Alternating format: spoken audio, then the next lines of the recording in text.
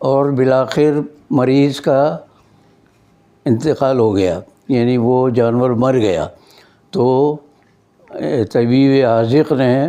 اس پر یہ فرمایا کہ آپ نے دیکھا میں نے کتنی بھاگ دوڑ کی، کتنی محنت کی اس کو بچانے کے لیے،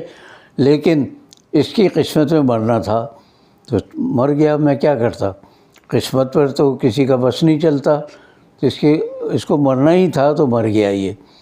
تو ہمارے یہاں بھی لوگ کہتے ہیں جی فلاں علاقے میں جو پریشانی ہو گئی ہے، لوگ مر رہے ہیں، بیماریاں ہو گئی، یہ ہو گئی، تو ان کو مرنا ہے بھائی، ہمیں جینا ہے، ہمارے پاس پیسہ ہے، ہم علاج کرا سکتے ہیں، باہر ملک میں جا سکتے ہیں، ذرا سا چھینک آئے، نزلہ ہو، کھانسی ہو اور ہم بھاگ کے برطانیہ اور امریکہ چلے جائیں، ہمارے پاس وسائل ہیں، ہم جا سکتے ہیں۔ تو یہ جو مرا ہے جانور، تو یہ اس کی تو قسمت میں مرنا تھا تو مر گیا یہ، اب رونا دھونا کس بات کا۔ تو اب ہم جو بات کر رہے ہیں پاکستان کے تناظر میں، وہ اسی لیے ہے کہ 77 سال ہو گئے،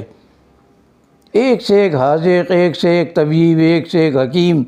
ڈاکٹر، سرجن، پتہ نہیں کیا کیا معالج آتا ہے اور وہ کہتا ہے کہ میں علاج کروں گا اس ملک کے تمام مسائل کا اور تمام مریضوں کا، جو بھوک سے مر رہے ہیں، بیماریوں سے مر رہے ہیں، کسی فاقہ کشی سے مر رہے ہیں یا کسی بھی وجہ سے، اور جن کے یہاں جہالت عام ہے، کوئی تعلیم بیچارے نہیں حاصل کر سکتے اور کوئی رہنے کا ٹھکانہ نہیں ہے۔ تو آپ دیکھتے ہیں کہ ہم کتنی بھاگ دوڑ کرتے ہیں ان کے لیے، کبھی امریکہ جاتے ہیں، کبھی برطانیہ جاتے ہیں، کبھی فرانس، روس اور دنیا کے ہم دورے کرتے ہیں کہ جی ہمیں امداد دو تو ہم عوام کی مدد کریں، جتنی امداد آتی ہے سب کھا پی کے برابر کر دیتے ہیں اور عوام اسی حال میں جو 77 سال پہلے تھے۔ تو یہ کیا خاک علاج کریں گے یہ عوام کا؟ جبکہ ان کے آپ گھروں میں جا کر دیکھ لیجئے، میں بار بار یہ بات کہتا ہوں کہ ان میں سے بہت سے لوگ تو ایسے ہیں کہ جن کو پتہ بھی نہیں ہے کہ ان کے پاس کتنی دولت ہے، اور گھروں میں علم، ادب، اس طرح کی کوئی چیز نہیں ہے۔ فنون لطیفہ کے نام پہ رقص و موسیقی ضرور ان کے یہاں ہوگی، کھانے پینے کی چیزوں میں جو عیاشی کی جتنی بھی کھانے کی چیزیں ہیں وہ سب ہوں گی ان کے یہاں۔ میں نے پچھلے ولاگ میں بھی کہہ چکا ہوں کہ ان کے یہاں کتابوں کی لائبریریاں نہیں ہوتی، شرابوں کی لائبریریاں ہوتی ہیں، انواع و اقسام کی شراب پیتے ہیں، رکھتے ہیں بچوں کے سامنے، کوئی شرم حیا تو ہوتی نہیں ہے، اور اس کو بلکہ جائز ہی سمجھتے ہیں۔ تو جس ملک میں شراب جیسی ام الخبائث شرعی طور پر، قانونی طور پر، دستوری طور پر حرام ہو، اس کا یہ ارتکاب کرتے ہیں اور کھلے عام کرتے ہیں، تو یہ کیا کسی کا علاج کریں گے؟ کیا لوگوں کے مسائل حل کریں گے؟ ابھی دیکھ لیں ٹینکر مافیا والے کتنے لوگوں کو مار چکے ہیں، ذرا سا احتجاج کیا تو احتجاج کرنے والے کو جیل میں بند کر دیا۔ تو ان کے یہاں انسانیت نام کی چیز صرف وہ ہے کہ کس کے پاس پیسہ ہے، کس کے پاس اقتدار ہے، کون بڑے منصب پر فائز ہے۔ ہمارے یہاں علاج پہ علاج ہو رہا، بھاگ دوڑ کر رہے ہیں، ایک درخت سے دوسرے درخت پہ چھلانگیں لگا رہے ہیں، لیکن بقول شخص سے مرض بڑھتا گیا جو دوا کی۔ اب بالکل یہی ذرا سی ایک مثال میں اپنے شعبے سے دیتا ہوں، پہلے تدریس کے شعبے سے میں بددل ہو کے آیا کہ ایسے ایسے خطرناک قسم کے ٹیچر وہاں آنے لگے تھے کہ میں نے کہا بھائی میں آپ کے ساتھ کام نہیں کر رہا۔ اس کے بعد میں وکالت میں گیا، وہاں فائلوں کے نیچے پیسے رکھ کر میں نے جج صاحب کے سامنے پیش کرتے ہوئے دیکھا، وہاں سے بھاگ کے آ گیا۔ پھر صحافت کا پیشہ میں نے اختیار کیا، تو صحافت کے پیشے میں آ کر بھی انواع و اقسام کے لوگ میں نے دیکھے، ایسے ایسے صحافی دیکھے جنہیں لکھنا نہیں آتا، جنہیں بعض کو تو لکھنا سکھایا، خبر کیسے بنتی ہے، مضمون کیسے لکھا جاتا ہے، سب سکھایا۔ اس کے بعد پتہ ہی چلا کہ وہ تو بڑے بڑے ایڈیٹر بن بیٹھے ہیں، اور یہ درویش، یہ صحافی خانہ بگوش یہ اپنی جگہ اسی حال میں ہے جس کا میں کل پرسوں میں ذکر کر چکا ہوں۔ تو صحافت کے معاملے میں آپ دیکھ لیجئے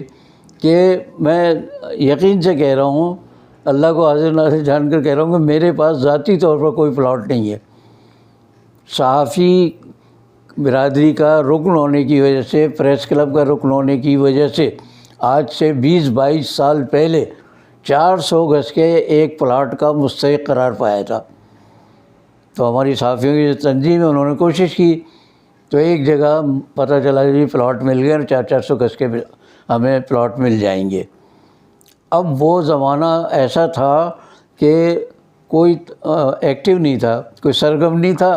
تو وہ زمینوں پہ بعد میں پتہ چلا کہ بحریہ والوں نے دعویٰ کر دیا کہ نہیں یہ تو ہماری زمین ہے،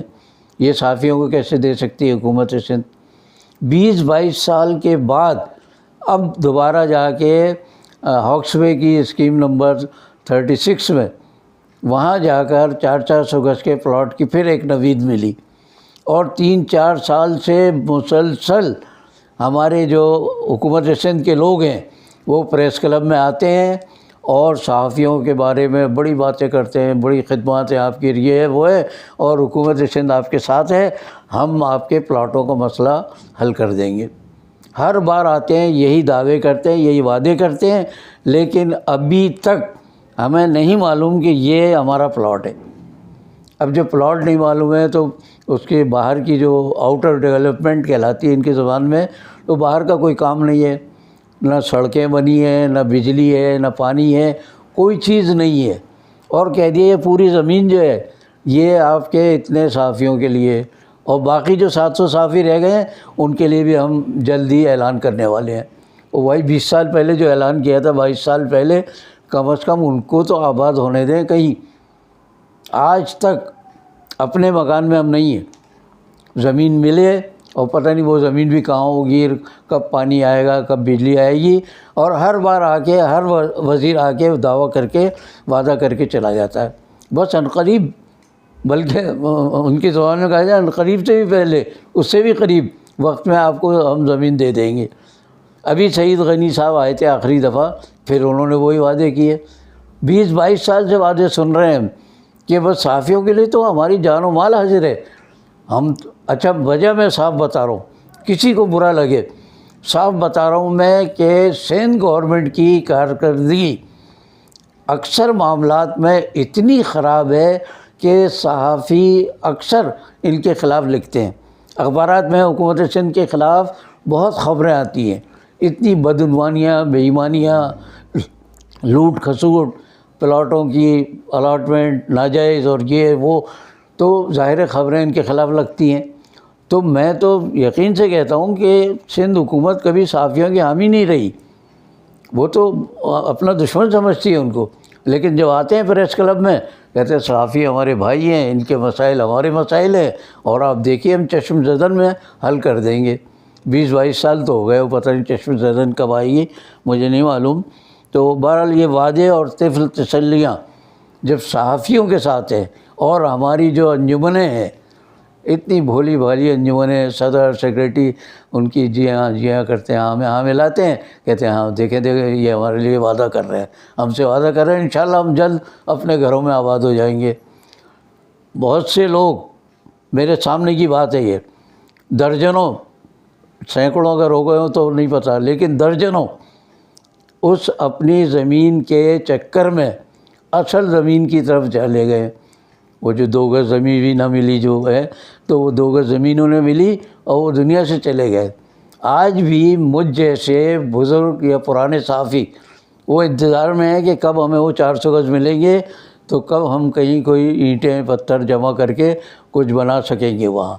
400 گز کی زمین، لیکن کہاں ہے، خلا میں ہے کہیں، وہ وعدے ہی وعدے ہیں اب تک۔ اب کب ملے گی، کہاں ملے گی، یہ کچھ نہیں کہا جا سکتا۔ تو اور میں آپ کو پہلے بھی بتا چکا ہوں کہ میری عمر 82-83 سال کی ہو گئی، مجھ سے زیادہ عمر کے بھی 2-4 صحافی ہوں گے موجود پریس کلب کے ارکان میں، اور مجھ سے کم عمر کے بھی، کب کون چلا جائے کچھ پتہ نہیں ہے، اور کب پلاٹ ملتا ہے یہ بھی نہیں معلوم۔ ہمارے مرنے کے بعد بچوں کے ساتھ یہ کیا سلوک کریں گے یہ بھی ہمیں نہیں پتہ، کہ انہیں دیں گے یا کہہ دیں گے نہیں ابا تو گئے تمہارے، اب تمہاری کیا ضرورت، تم تو ہو گئے سروس کر رہے ہو، تمہیں کہیں نہ کہیں ملا ہوگا پلاٹ۔ تو کہنے کا مقصد یہ ہے کہ یہ جو بندروں کے چکر میں ہم پھنسے ہیں، کہ اچھل کود تو بہت کرتے ہیں، ادھر سے آتے ہیں ادھر جاتے ہیں، ادھر آتے ہیں ادھر جاتے ہیں، اور ایسا لگتا ہے کہ جیسے یہ عوام کے غم میں گھلے جا رہے ہیں، ختم ہوئے جا رہے ہیں، مرے جا رہے ہیں۔ لیکن مرے کہاں جا رہے ہیں بھائی، یہ تو تندرست و توانا اور مال و دولت جمع کیے چلے جا رہے ہیں۔ اللہ انہیں کبھی توفیق دے تو یہ غریب صحافیوں کا اور غریب سندھ کے عوام کا خیال کریں۔ اس سے بڑھ کر پھر ہماری جو مرکزی حکومت ہے، وہ اس کا تو سارا مرکز جو ہے وہ پنجاب ہے، انہیں پنجاب کے سوا کچھ نظر نہیں آتا۔ جو بھی دینا ہے، جو امداد دینی ہے، جو کام کرنا ہے، وہ پنجاب میں کریں گے۔ سندھ والے بھاڑ میں جائیں، پنجاب بلوچستان والے اور صوبہ سرحد میں تو بیٹھے ہوئے ہی ہیں، جو صاحب ان کی شکل سے ہی پتہ چل جاتا ہے کہ وہ کیا کر سکتے ہیں۔ تو کہنے کا مقصد یہ ہے کہ ہمیں ان لنگوروں سے، ان بندروں سے جو واسطہ پڑا ہے، جن میں بہت سے بدمانس بھی ہیں،